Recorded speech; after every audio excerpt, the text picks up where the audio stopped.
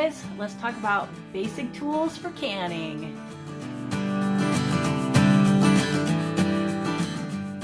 So I'm making this video as a follow-up to the last video that I made about canning butter. I did get into the tools that you were going to need for that project, and they do transfer over to every single canning endeavor that you're going to have. However, I felt it necessary to basically shed some light on what you can do as a person that doesn't have a lot of money to still be able to can. Also, I want to make sure people understand that I feel that these kind of skills are extremely necessary for anybody. If I had my way, people would have to know how to can before they could even graduate from high school, possibly even middle school. It's just my opinion, because you just never know. It is not about preparedness necessarily. Sometimes it's just about being able to utilize your kitchen in a way that makes a lot more sense. Like I stated in my last video, there's certain things that I don't want to keep in a freezer. My freezer is for bigger and better things than stuff that I could have in a can on a shelf. And I, quite frankly, don't always like the ingredients that are in store-bought foods. So I prefer to make things on my own, and I really don't want to have to make stuff all the time. And it's just more practical sometimes to put stuff up in a jar, on a shelf, in my pantry, than it is to, like I say, make it all the time. So that being said, this video hopefully will, help some of you beginner canners out there, people that might be homesteading for the first time, people that have never, done anything like this. I'm hoping that my little videos like this will basically, dispel the myth that I'm sure a lot of social media and the internet puts out there, that you need a bunch of money to do all this kind of stuff. You really don't. You don't need a bunch of fancy equipment. My tools are basic. Some of them came from the thrift store. Some of them were inherited. Some of them I've had for just forever and ever, and I don't even remember where I got them. Some of them are tools that anybody and everybody has access to. So I just want to show that to you guys, so that you know that no matter what your budget is, you could preserve some of your own food if you so choose. Okay, you guys, so just like in the last video, I am going to start with safety first, and that's some type of oven mitt. You're going to need oven mitts. You don't want to burn yourself. Even if you just have like a little pot holder, that's great. Just stay safe. Some websites and books say even wear safety goggles. If you find that necessary, go right ahead. More power to you. I've never done it, but you never know. Stuff does splash, and it can, get up in your face and in your eyes, and it could hurt you. So if you feel you need to, wear some safety goggles. Also, another safety thing and a good tool to have, like I showed in my last video, are some tongs, and you could just, pick your jar up out of the boiling water, and they're great to have. Even if you have a fancy canner, you want tongs, because sometimes you want to just pull the jar out one at a time. You don't want to have to pull the whole rack out just to get your jar. And trust me, you're not going to want to put your hand down in the water, even with a mitt on, to get your jar. So you really do need some tongs. Another tool that I really find handy that I didn't show in the last video is my funnel. My funnel fits on any size jar. In the United States, we have two different size jars. We have the standard narrow mouth jar, and then we also have the wide mouth jar. And as you can see, if I can pull this up here, they are quite different in size around on the top. So, but that funnel will fit on both. So whatever jar that you prefer to use, it doesn't matter, for whatever reason. I like, most of the time I like the wide mouth jars, because I could get my hand down inside of them to clean them. So that's what I use. But in the United States, we have several sizes of jars, and that's why I pulled out some of them so you can see like the differences. And believe it or not, this jar and this jar are both 16 ounces. But as you can see, their lids are different, and they're shaped a little bit differently. And that's for, canning different things. Some people like, putting like spaghetti sauces and things like that in a more narrow mouth jar than the wide mouth. I only use the small jars every once in a while because, like I say, I like being able to clean mine easier, and getting my hand down in there to be able to scrub it is very important to me. But you know, to each their own. So we have several different sizes for whatever we need, and that's great. Another tool that I like to use is my basic pot. He doesn't have to be anything fancy. A lot of these people, you know, they say that you have to have these big canners that cost a lot of money, and that they're even hard to find at the thrift store now. And if they get chipped or whatever because they're enamel, then you got to get a different one and blah, blah, blah, and spend all this money. No, you don't. You just need a basic pot.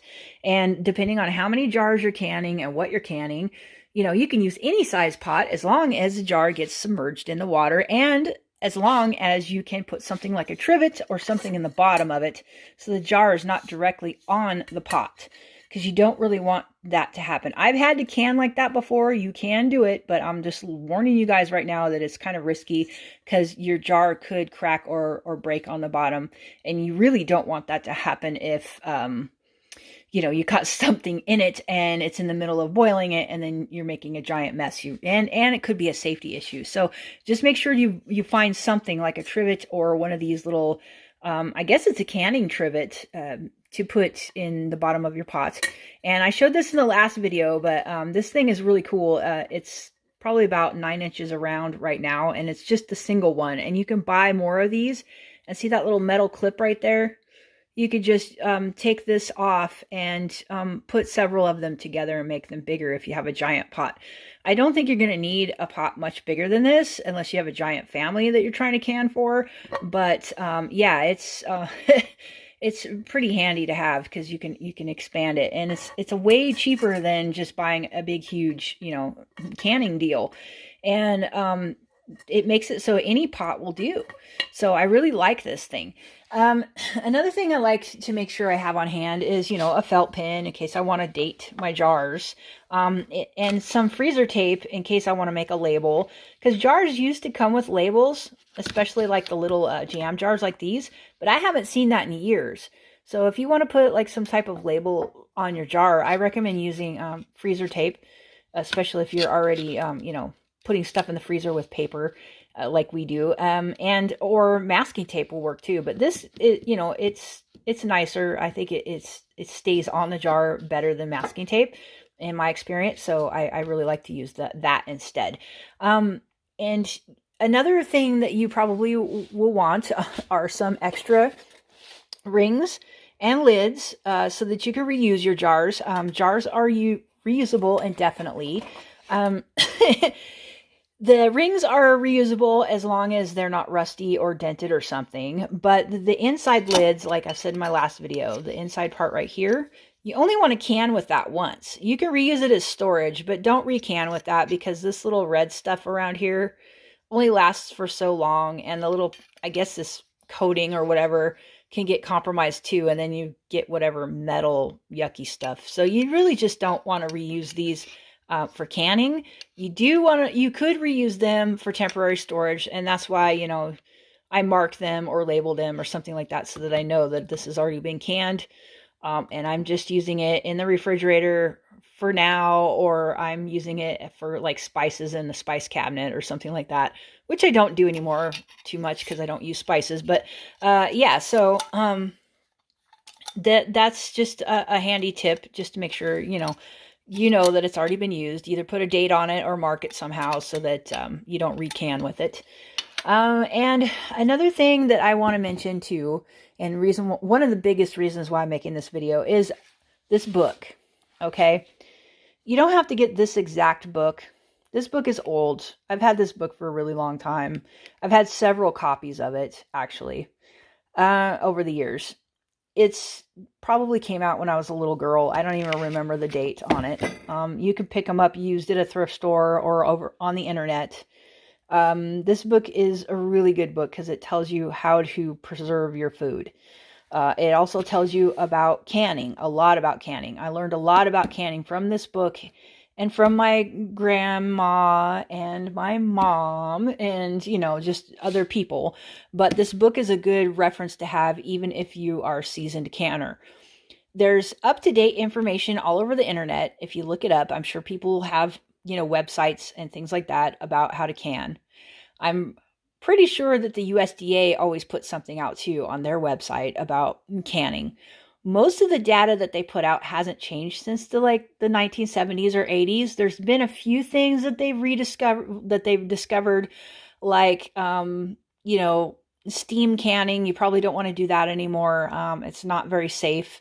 Supposedly it just doesn't get rid of the bacteria good enough.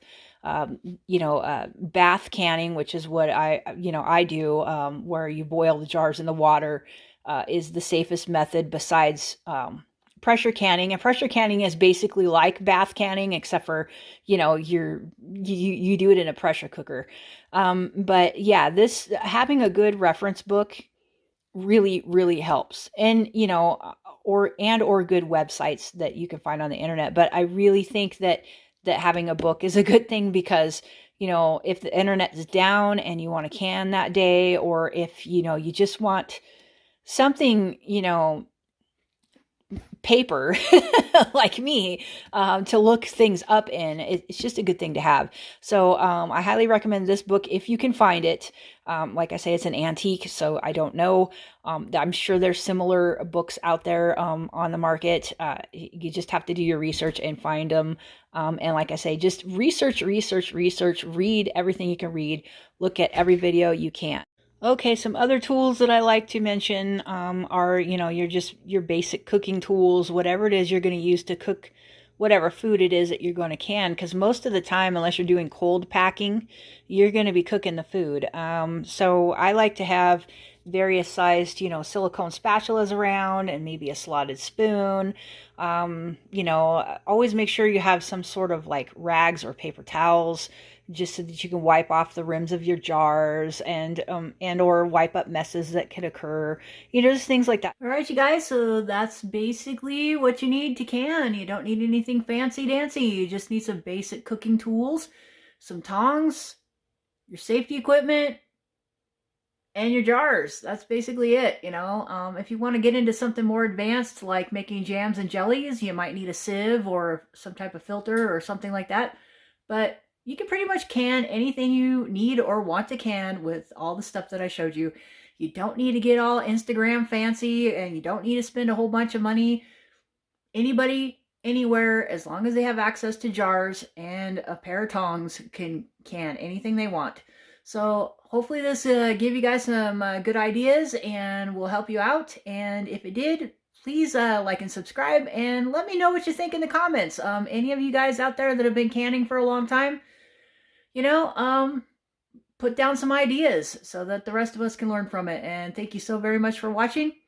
Have a great day. We'll see you on the next one. Bye.